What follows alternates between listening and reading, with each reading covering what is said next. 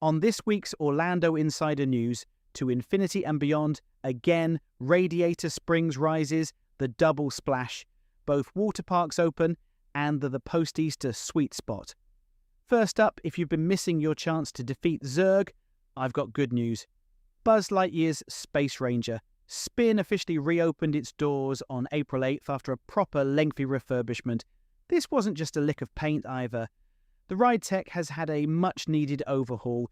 The laser cannons are sharper, the targets are more responsive, and thank goodness, the digital scoreboards are actually readable again. It's still the same classic game, but it feels like it's been brought into the current decade.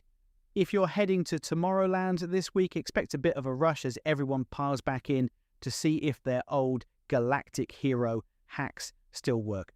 Just a pro tip, the volcano is still the target you want to aim for if you want to bag that high score early. Staying in Magic Kingdom, the Skyline is changing at a rate of knots. If you've taken a ride on the monorail this past week, you'll have seen that Piston Peak has reached its full height. This is the massive rockwork for the new Cars Land, and seeing that silhouette against the Florida sunset is a proper sight.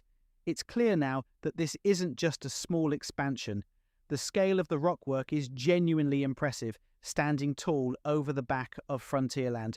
You can already start to see the detail in the canyon walls, and it's giving us a real sense of how immersive this area is going to be once those racers start zooming through. We're still a way off from the grand opening, but seeing the silhouette of Radiator Springs finally taking shape makes the whole project feel very real. The reality of doing Orlando in 2026 is that if you don't have a plan, you're basically just donating your money to the mouse. You shouldn't be spending your proper holiday stuck in a 3-hour queue or trying to figure out which pass you need to buy just to get on a ride before the sun goes down. That's where Orlando Insider comes in. If you want a holiday that actually works, head to orlandoinsider.co.uk. When you plan your trip with us, you're unlocking rates you won't find by booking direct. You get a personal Orlando guru to handle the heavy lifting, a sorted itinerary, and access to our Park Planner app to help you dodge the crowds in real time. Stop overpaying for a holiday that doesn't work. Go to orlandoinsider.co.uk and let's get it handled properly. We finally had the news we've been waiting for regarding the water parks.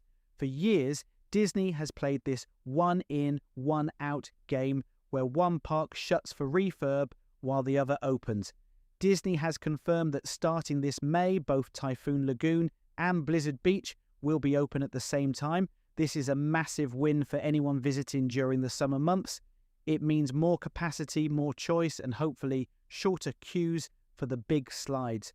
Whether you want the chilled-out tropical vibes of Typhoon or the melting ski resort madness of Blizzard Beach, you won't have to choose anymore.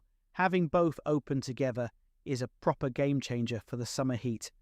Finally, if you're currently in the parks or arriving this week, give yourself a pat on the back. As of April 12th, the southern wave of spring break crowds has finally broken. We've gone from record-breaking $449 passes and 3-hour waits to something much more manageable almost overnight. This is the sweet spot. The weather is brilliant, but the massive crowds have headed back to school.